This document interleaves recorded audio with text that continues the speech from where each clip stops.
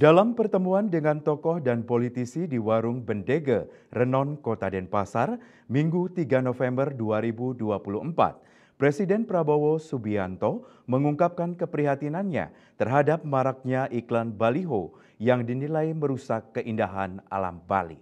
Menurutnya, pelestarian budaya dan lingkungan di Bali sangat penting untuk dijaga agar pulau ini tetap menjadi tujuan wisata yang menarik dan berbudaya.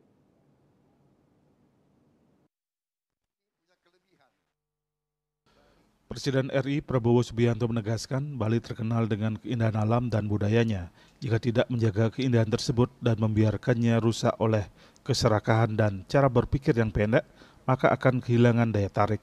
Ia mengingatkan bahwa kehadiran wisatawan yang datang jauh-jauh ke Bali bukanlah untuk melihat iklan-iklan besar, tetapi untuk menikmati keindahan dan kekayaan budaya yang dimiliki pulau ini. Presiden Prabowo juga menekankan perlunya kolaborasi antar pemerintah daerah dan masyarakat dalam menjaga lingkungan.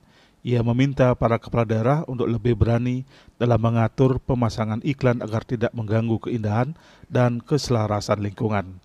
Kepala desa, camat, dan wali kota harus menjaga desanya tetap asri dan indah sesuai dengan budaya setempat. Sebagai langkah konkret, Presiden Prabowo berencana mengumpulkan seluruh kepala daerah termasuk bupati, wali kota, dan pejabat Forkompida di seluruh Indonesia pada 7 November 2024. Dalam pertemuan tersebut, ia akan memberikan arahan untuk meningkatkan kesadaran tentang pentingnya menjaga lingkungan dan budaya. Bali ini punya kelebihan. Bali sudah terkenal di seluruh dunia. Kalian sudah punya trademark. Bali. Oh, I want to go to Bali. Ya kan? Where do you come from? I come from Indonesia. Oh ya, is that near Bali?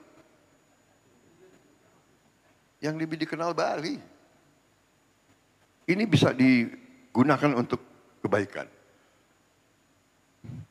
Jadi Bali bisa dikatakan ujung tombak dari kebangkitan bangsa Indonesia.